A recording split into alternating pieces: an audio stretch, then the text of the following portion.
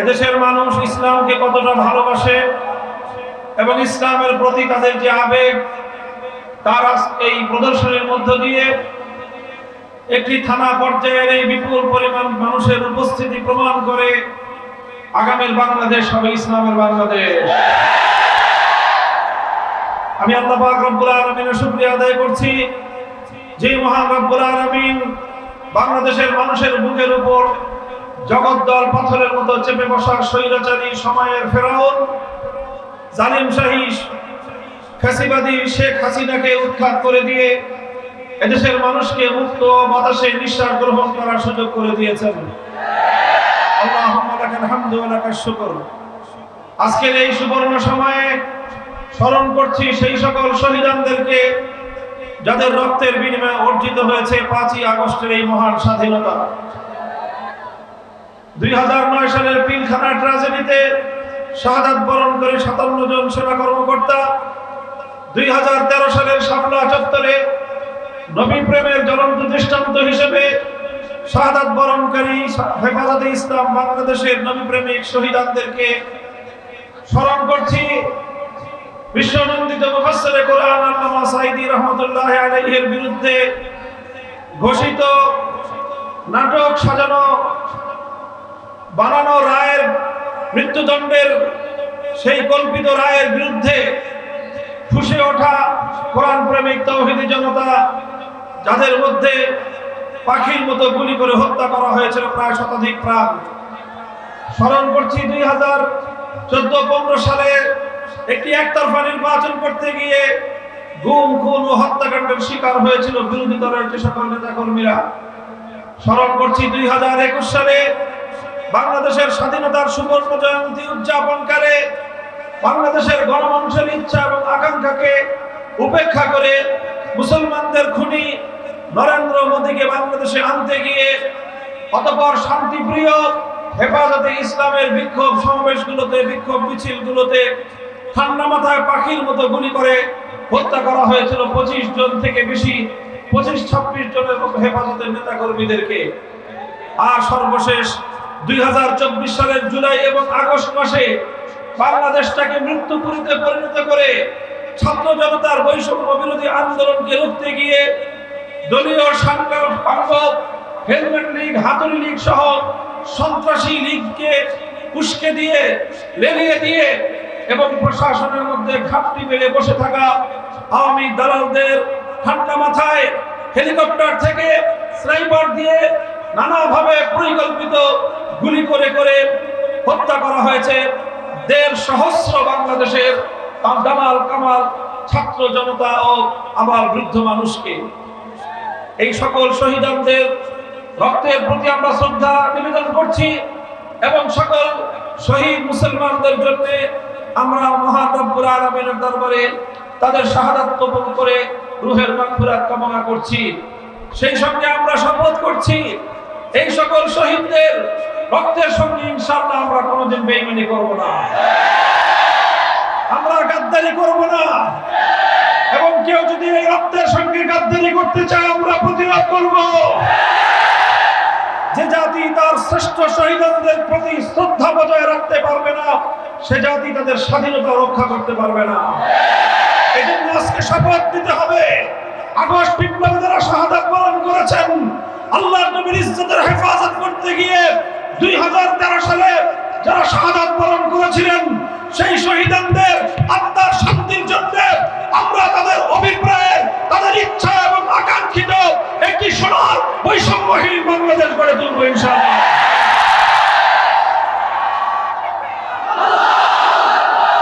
সংগ্রামী সাথী ও বন্ধুগণ, আমাদেরকে মনে রাখতে হবে, আমি এই বিপ্লবী ছাত্র সমাজ এবং এদেশের গণমানুষকে স্মরণ করিয়ে দিতে চাই, স্বাধীনতা অর্জন করা যত কঠিন, স্বাধীনতা রক্ষা করা তার চেয়ে বড় কঠিন।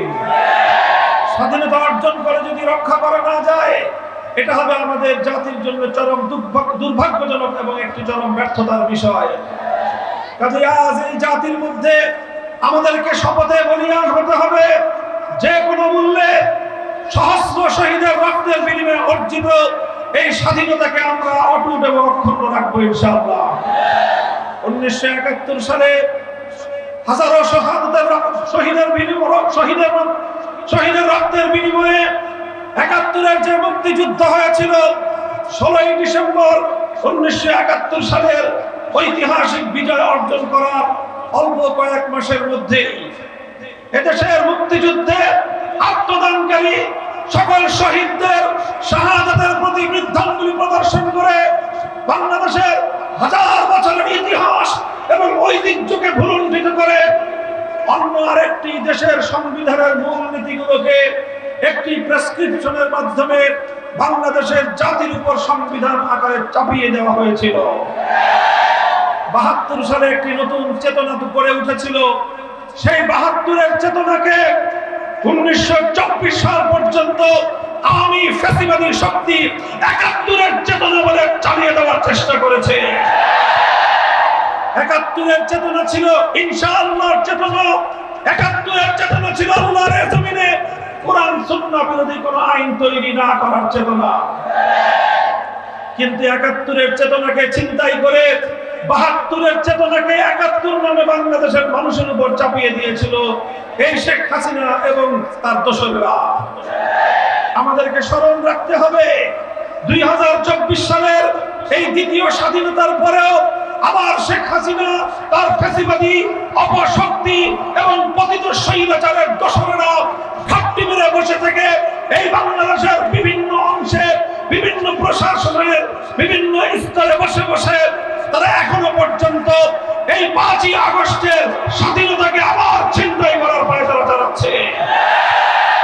আজ আমি আপনাদের কাছ থেকে শপথ গ্রহণ করতে চাই, আমি নিজেও শপথ নিতে চাই যে রক্তের মাধ্যমে স্বাধীনতা অর্জিত হয়েছে, এর চেতনাকে রক্ষা করার জন্য প্রয়োজন হলে আবারও আমরা রক্ত দিব, আবারও আমরা শহীদ হব।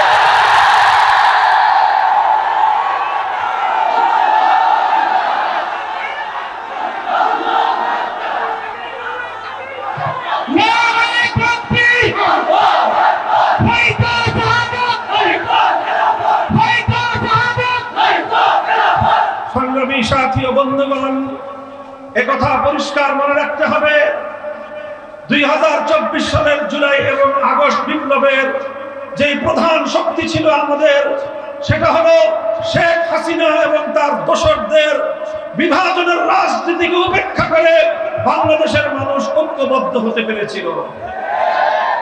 শেখ হাসিনা চেয়েছিল দেশটাকে সবসময় বিভক্ত করে রাখতে। শেখ হাসিনা এবং তার পরিবারের মধ্যে একজনও মুক্তিযুদ্ধে শহীদ হয় না, একজনও শেখ হাসিনার পরিবারের শহীদ নাই। শহীদ তো দূরের কথা, তার পরিবারের কেউ 71 সালে মুক্তিযুদ্ধের রণাঙ্গনে যুদ্ধ করে নাই। কিন্তু দেখলাম তারাই হয়ে গেল মুক্তিযুদ্ধের সবচেয়ে বড় লিডার। এরপর দেখলাম বাংলাদেশকে বিভক্ত করবার তাদের পায়তারা, যারাই তাদের রাজনীতির কথা না শুনে, যারাই তাদের সঙ্গে একমত পোষণ না করে, যারাই তাদের বাকশালের বিরুদ্ধে রুখে দাঁড়ায়, যারাই তাদের ফ্যাসিবাদের বিরুদ্ধে রুখে দাঁড়ায়, যারাই তাদের জুলুম শোষণের বিরুদ্ধে লড়াই করতে পায়তারা নামে, তাদেরকে রাজাকার বলে আখ্যায়িত করার ষড়যন্ত্র।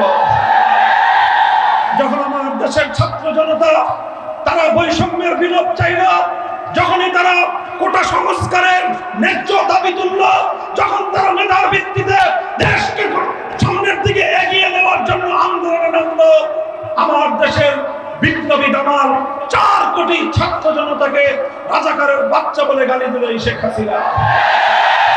আমার দেশের দামাল ছেলেরা বলল, অধিকার চাইলে যদি রাজাকার হতে হয়, বৈষম্যের বিরুদ্ধে লড়াই করলে যদি রাজাকার হতে হয়, জুলুমের বিরুদ্ধে যদি কথা বললে রাজাকার হতে হয়, প্রতিটি শিক্ষাঙ্গন থেকে আওয়াজ উঠলো, আমি কে তুমি কে।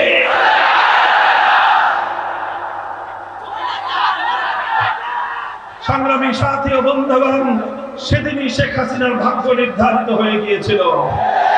এদেশের ছাত্র জনতা তাকে লাল কার্ড প্রদর্শন করেছিল, কিন্তু এরপরেও পেশি শক্তির বলে তার সন্ত্রাসী ছাত্রলীগকে ছাত্র জনতার বিরুদ্ধে গলিয়ে দিয়ে ছাত্র জনতাকে ভয় পাইয়ে দিতে চেয়েছিল, ছাত্র জনতাকে খুন করে তাদের আন্দোলনকে দমিয়ে দিতে চেয়েছিল।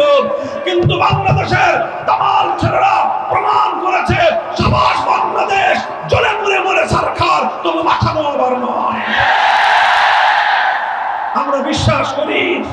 আমার দেশের মায়েরা তাদের সন্তানদেরকে প্রেরণা জুগিয়েছে। এদেশের মায়েরা তাদের সন্তানদেরকে হাসি মুখে পুলিশের রিমান্ডে পাঠিয়ে দিয়েছে। আমার দেশের মায়েরা তাদের সন্তানদেরকে ফ্যাসিবাদের বিরুদ্ধে লড়াই করবার জন্য বুলেটের মুখে ঠেলে দিয়েছে।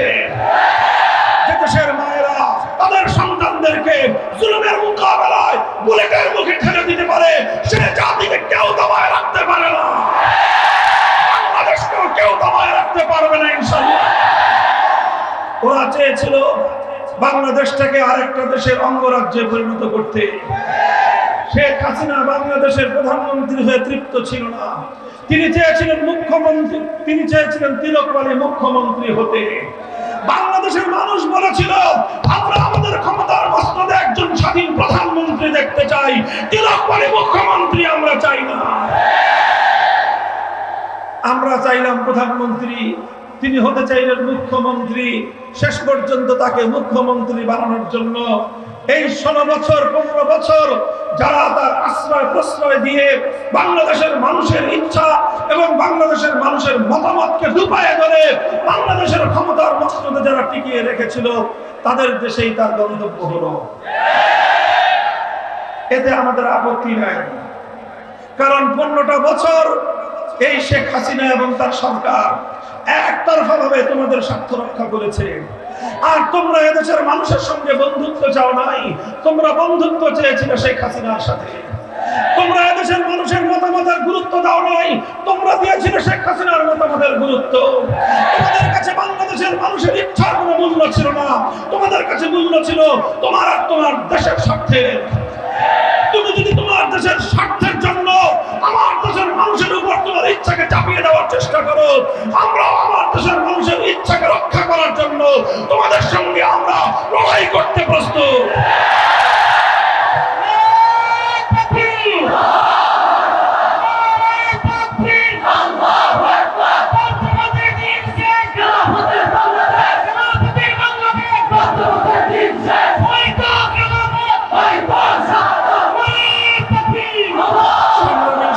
বন্ধুগণ, আমাদের পরিষ্কার কথা, আমাদের বক্তব্য পরিষ্কার। আমরা সংগ্রাম করে, আন্দোলন করে এদেশের ছাত্র জনতা অভূতপূর্ব যে ঐক্য সূচনা করেছিল, এই আন্দোলনে, এই সংগ্রামে আমার স্কুল থেকে কোমলমতি ছেলে মেয়েরা নেমেছিল রাজপথে, কলেজের আমার ছেলেরা নেমেছিল রাজপথে, ইউনিভার্সিটিগুলো থেকে আমার ভাইয়েরা নেমেছিল রাজপথে। আর আমাদের মাদ্রাসার ছাত্ররা চার দেয়ালের বাইরে বেরিয়ে এসে টেকনাফ থেকে তেঁতুলিয়ায় বাংলাদেশের ইতিহাসে এক অভূতপূর্ব ঐক্যের তৈরি করেছিল। এই অভূতপূর্ব ঐক্য, এই স্কুল কলেজ ইউনিভার্সিটি মাদ্রাসার ছাত্রদের এই ঐক্য, এটাই পরাজিত করে দিয়েছিল শেখ হাসিনার বিভাজনের ষড়যন্ত্রের রাজনীতিকে। আমরা দেখেছিলাম এই সংগ্রামের বৈশিষ্ট্য, আমরা দেখেছিলাম এই সংগ্রামের স্বরূপ। রাজধানী ঢাকা সহ বিভিন্ন জেলা শহরে, বিভিন্ন থানা প্রভারে এই দৃশ্য বিশ্ব মিডিয়া দেখেছে, সামাজিক যোগাযোগ মাধ্যমে বহুল প্রচারিত হয়েছে। আমরা দেখেছি আমাদের ছেলেরা আন্দোলন করছে, সংগ্রাম করছে, মিছিলে মিছিলে রাজপথ উত্তাল করে তুলছে। যখনই নামাজের সময় হয়ে গেল, আমার কোন কলেজের ছাত্র দাঁড়িয়ে আল্লাহু আকবারের আযানের ধ্বনিতে বাংলার আকাশ বাতাস মুখরিত করে তুলল। আরেকটা ছাত্র কখনো ভার্সিটি, কখনো মাদ্রাসার ইমামতির জায়গায় দাঁড়িয়ে গেল। শত সহস্র আমার সংগ্রামী ছাত্র জনতা তার পিছনে সারিবদ্ধ দাঁড়িয়ে রাজপথের পিচ ঢালা রাস্তাকে জায়নামাজ বানিয়ে আল্লাহর দরবারে সিজদায় লুটিয়ে পড়ল। আর এরপর নামাজের পরে দুহাত তুলে আল্লাহর দরবারে ফরিয়াদের হাত উত্তোলন করলো আর আল্লাহর কাছ থেকে স্বৈরাচারী ফ্যাসিবাদীর বিরুদ্ধে সাহায্য কামনা করলো। আমার আল্লাহ সাহায্য করেছেন কি করেন নাই? আল্লাহর সাহায্য যখন আসলো, শেখ হাসিনা যাদেরকে রাজাকারের বাচ্চা বলে গালি দিয়েছিল, শেখ হাসিনা যাদেরকে উপেক্ষা করেছিল, শেখ হাসিনা যাদেরকে তুড়ি মেরে উড়িয়ে দিতে চেয়েছিল, সেই ছাত্র জনতার সঙ্গে যখন আমার আল্লাহর সাহায্য একীভূত হলো, শেখ হাসিনা বাংলাদেশ থেকে পালিয়ে যেতে বাধ্য হলো। শেখ হাসিনা বলেছিল শেখ হাসিনা পালায় না, বলেছিল? আপনারা শুনেছেন বলেছিল? এখন আমি এই নান্দাইলে হাজারো লাখো জনসমুদ্রের কাছে জিজ্ঞাসা করতে চাই, শেখ হাসিনা পালাইছে না পালায় নাই? যারা বলেন শেখ হাসিনা পালাইছে না পালায় নাই?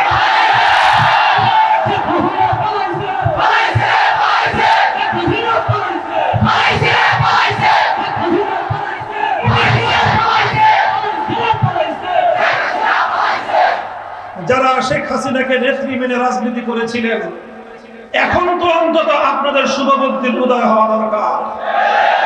শেখ হাসিনার কথায় আপনারা আমাদের বিরুদ্ধে মাঠে নেমেছিলেন। শেখ হাসিনার কথায় আপনারা এদেশের কোরআনের মাহফিলগুলোতে হামলা চালিয়েছিলেন। শেখ হাসিনার কথায় আমাদের কোরআনের মাহফিলগুলোতে 144 জারি করেছিলেন। শেখ হাসিনার কথায় বাংলাদেশের কোথাও আমরা কোরআনের মাহফিল করতে পারি না। এখন কি আপনাদের একটু বুদ্ধির উদয় হয়? আওয়ামী লীগের যারা আছেন, কিছু ভালো মানুষ যে আছেন আমরা জানি, যদি কোনো ভালো মানুষ থেকে থাকেন, বিবেকের মধ্য দুয়ার খুলে দেন, নিজেকে জিজ্ঞাসা করেন শেখ হাসিনা নেত্রী হওয়ার কোন যোগ্যতা রাখে কিনা। বাংলাদেশের মানুষ দেখেছে, অনেককে আমরা দেখেছি যে তারা বিরোধী পক্ষের আন্দোলনের মুখে ক্ষমতা ত্যাগ করেছে, কিন্তু শেখ হাসিনার মতো এত ভিতুর দিন বাংলাদেশে দ্বিতীয়টা জন্ম হয় না। আমরা দেখেছি 1990 সালে জেনারেল হোসেন মোহাম্মদ এরশাদ ক্ষমতা ছেড়েছেন, ক্ষমতা ছাড়তে বাধ্য হয়েছেন, কিন্তু তার নেতা কর্মীদেরকে অরক্ষিত রেখে তিনি দেশ ছেড়ে পালিয়ে যান না। তিনি বন্দিত্বকে বরণ করেছেন, বছরের পর বছর কারারুদ্ধ থেকেছেন, দেশ ছেড়ে জনগণকে ছেড়ে তিনি পালিয়ে যান না। তারপরে দেখলাম শেখ হাসিনার আরেকজন সমকালীন রাজনীতিবিদ বেগম খালেদা জিয়া, তিনি একাধিকবার আন্দোলনের মুখে পদত্যাগ করতে বাধ্য হয়েছেন, কিন্তু তিনি পদত্যাগ করেছেন 80 পর বয়সে, জীবন মৃত্যু সন্ধিক্ষণে দাঁড়িয়েও দেশ ছেড়ে পালিয়ে যান। কারাগারকে বরণ করেছেন, বছরের পর বছর মৃত্যুর মুখোমুখি হয়েও কারাগারে তিনি কারাগারকে পছন্দ করেছেন, কারারুদ্ধ থেকেছেন, তার দলের নেতা কর্মীদেরকে জনগণকে ফেলে তিনি পালিয়ে যান না। আওয়ামী লীগের যারা দলান্ধ তাদেরকে আমি কিছু বলি না। আওয়ামী লীগের যদি কোনো বিবেকবান মানুষ থেকে থাকেন, আপনি আপনার বিবেককে জিজ্ঞাসা করবেন আপনার নেত্রী কামটা করলো কি? আপনার নেত্রীতে একজন হোসেন মোহাম্মদ এরশাদের মতো হতে পারে না, আপনার নেত্রী একজন বেগম খালেদা জিয়ার মতো হতে পারে না। তিনি কি করেছেন? বাংলাদেশের ইতিহাসের সবচেয়ে দীর্ঘ সময়ের প্রধানমন্ত্রী হয়ে গোটা দেশের মানুষের মুখে চুনকালি মেখে দিয়েছেন। একটা দেশের প্রধানমন্ত্রী এত ভীতু হয়, এত ভীতু হয়, এটা শুধু আওয়ামী লীগের জন্য না, গোটা বাংলাদেশের জন্য আজকে সিসি হাসিনা।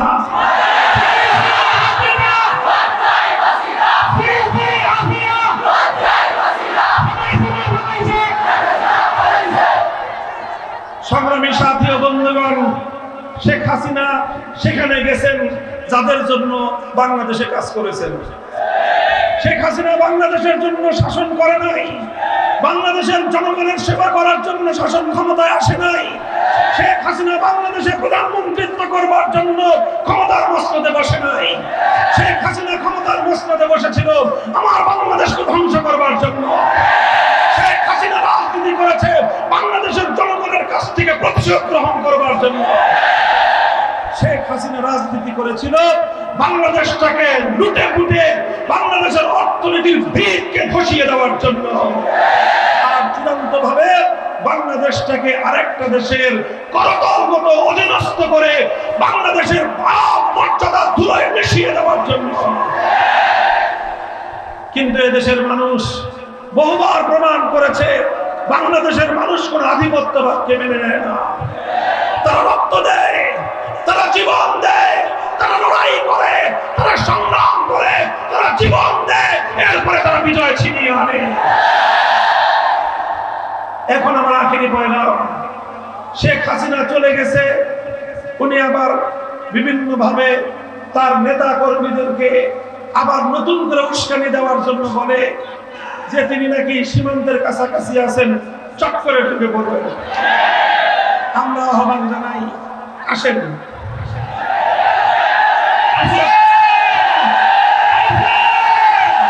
চট করে ঢুকে পড়বেন। পট করে এদেশের মানুষ আপনাকে কট করে নেবে।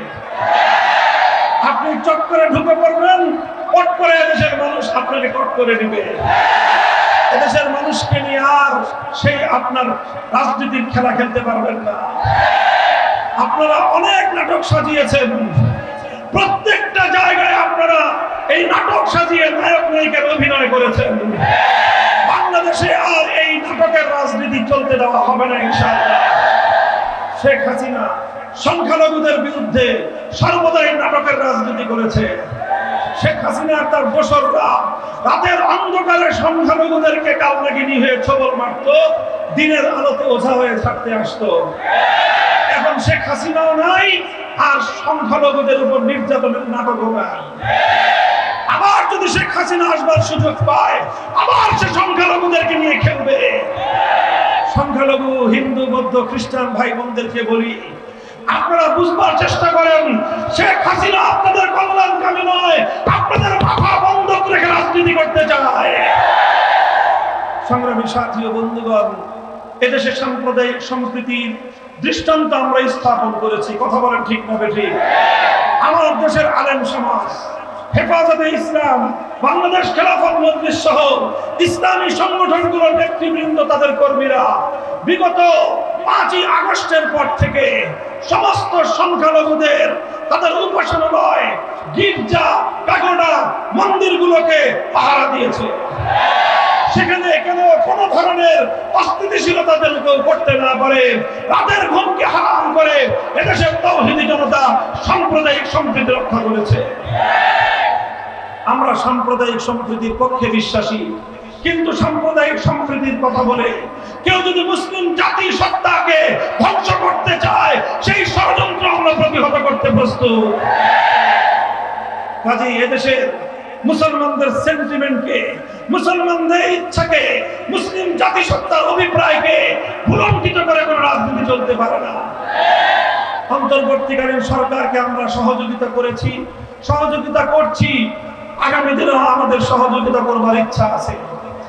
তবে ডক্টর ইউনূস সাহেবের এই অন্তর্বর্তীকালীন সরকার আমাদের কাছ থেকে সহযোগিতা নেওয়ার ইচ্ছাও তাদের থাকতে হবে। আমরা জানি না ওনাদের ইচ্ছা আছে কিনা, কিছু কিছু বিষয়ে আমরা সন্দিহান, আমাদের শঙ্কা জাগে। মনে হয় এই অন্তর্বর্তীকালীন সরকার এদেশের ইসলাম প্রিয় জনতার সাহায্য সহযোগিতা চান না। আমরা দুটি বিষয়কে আমি খুব গুরুত্বের সঙ্গে বলছি, উল্লেখ করছি।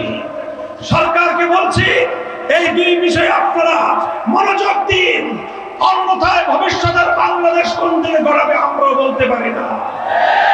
প্রথম হলো শিক্ষা ব্যবস্থা। আমার দেশের মুসলমানদের সোনামণিরা স্কুলে কলেজে কি পড়াশোনা করবে, সেটা পাশ্চাত্যের ভাড়াটিয়া ওই কামরুল হাসান মামুন অথবা সামিনা লুৎফাদের মতো সমকামিতাকে প্রমোটকারীদের হাতে আগামী প্রজন্মের ভাগ্য আমরা ছেড়ে দিতে পারি না। আমার সন্তানদের ঈমান রক্ষা করবার জন্য আমরা যুদ্ধে যেতে প্রস্তুত। এই দুই কুলাঙ্গার, এদেরকে শিক্ষা কমিশন থেকে বাদ দিয়ে দেন। ইসলামী শিক্ষায় পারদর্শী ব্যক্তিবর্গকে শিক্ষা কমিশনে অন্তর্ভুক্ত করুন। এটা কিন্তু আমাদের কোনো আবদার নয়, এটা আমাদের স্পষ্ট দাবি এবং ঘোষণা। আমাদের দাবি, শান্তিপ্রিয় থাকতে থাকতে কর্ণপাত করুন। তার নয় কিভাবে দাবি আদায় করতে হয় শাপলা চত্বরের সৈনিকেরা জানে। আর একটা কথা, সেটা হলো মানবতা বিরোধী অপরাধ দমন আইনের কিছু ধারা সংস্কার করে ট্রান্সজেন্ডার নামে সমকামিতাকে বৈধতা দেওয়ার একটা পায়তারা চলছে। আর একটা হলো ম্যারিটাল রেপ নামে, বৈবাহিক ধর্ষণ নামে একটা অপরাধ চিহ্নিত করার চেষ্টা করা হচ্ছে। আরেকটা হলো জোরপূর্বক গর্ভধারণের নামে ঘরগুলোতে স্ত্রীদের উপর আল্লাহ প্রদত্ত স্বামীর কর্তৃত্বকে ধুলোয় মিশিয়ে দেওয়ার পায়তারা চলছে। মনে রাখবেন, এগুলো কোনো মুসলিম সমাজে, কোন মুসলমানদের দেশে এই ধরনের অসভ্য বেরেল্লাপনা, বেহায়াপনার সুযোগ থাকতে পারে না। যদি কারো সমকামী হতে মনে চায়, বাংলাদেশের বর্ডার খোলা আছে, শেখ হাসিনার সাথে যোগ দেন। শাহজালালের বাংলাদেশ, এটা শাহ মাকদুমের বাংলাদেশ, এটা শাহপরানের বাংলাদেশ, এটা খানজাহানের বাংলাদেশ, এটা হাফিজ হুজুরের বাংলাদেশ, এটা আফসার আলীর বাংলাদেশ, এটা শাইখুল হাদিসের বাংলাদেশ, এটা আল্লামা আহমদ শফির বাংলাদেশ, এটা আল্লামা জুনায়েদ বাবুনগরীর বাংলাদেশ, এটা আল্লামা মুহিবুল্লাহ বাবুনগরীর বাংলাদেশ। এই বাংলাদেশে সমকামিতা, মত বেহায়াপনাকে বরদাস্ত আমরা করব না। যদি এটাকে বৈধতা দেওয়ার নামে বাংলাদেশে কোনো অস্থিতিশীলতা সৃষ্টি করবার কেউ পায়তারা চালায়, আমরা তাদের বিরুদ্ধে যে কোনো প্রতিরোধ সংগ্রামের জন্য প্রস্তুত রয়েছি। যদি আবার শাপলা চত্বরে যেতে হয়, যদি আবার রক্ত দিতে হয়, আবার হুসাইনের মতো নতুন কোন কারবালা তৈরি করতে হয়, প্রস্তুত থাকবেন তো ইনশাআল্লাহ।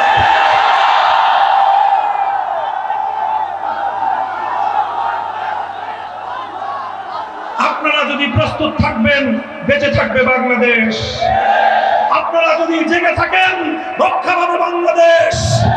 আপনারা যদি প্রস্তুত থাকেন, রক্ষা পাবে বাংলাদেশের স্বাধীনতা।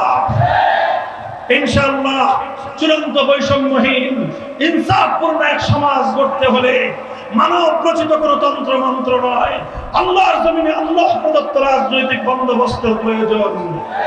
আল্লাহ প্রদত্ত রাজনৈতিক বন্দোবস্তের নাম হলো, তাই আমরা আহ্বান জানাচ্ছি, আসুন হাতে হাত রাখুন।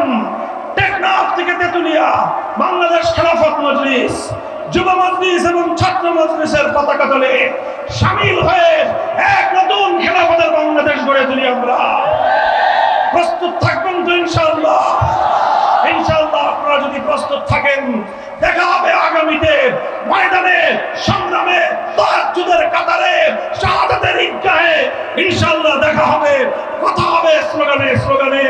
আপনাদের সকলের প্রতি আন্তরিক অভিনন্দন জ্ঞাপন করে, এই প্রতিকূল আবহাওয়া উপেক্ষা করে এই বিশাল জনসমুদ্র তৈরি করায় নান্দাইলের তাওহীদি জনতাকে আমার পক্ষ থেকে অভিনন্দন জানিয়ে শেষ করলাম। আখিরু দাওয়ানা আলহামদুলিল্লাহি রাব্বিল আলামিন। বাংলাদেশ জিন্দাবাদ, বাংলাদেশ খেলাফত মজলিস জিন্দাবাদ। নাসরুম মিনাল্লাহি ওয়া ফাতহুন করিব। সুবহানাল্লাহি ওয়া বিহামদিহি, সুবহানাকা আল্লাহুম্মা বিহামদিক, আশহাদু আন লা ইলাহা ইল্লা আনতা আস্তাগফিরুকা ওয়া আতুবু ইলাইক। আল্লাহুম্মা আমিন।